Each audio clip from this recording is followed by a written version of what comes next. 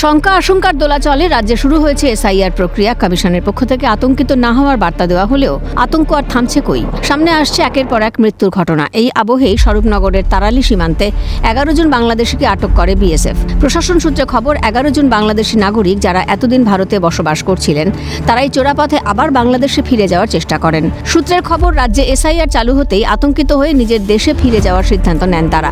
কিন্তু তারালি সীমান্তেই তাদের পাকড়াও করে বিএসএফ। পরবর্তীতে তাদের স্বরূপনগর থানার হাতে তুলে দেওয়া হয়।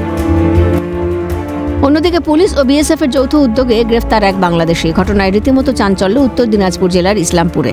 পুলিশ সূত্রে জানা গেছে, ধৃত বাংলাদেশির কাছে বাংলাদেশি পাসপোর্ট থেকে শুরু করে ভারতের আধার কার্ড, ভোটার কার্ড, এমনকি ভারতীয় পাসপোর্ট রয়েছে।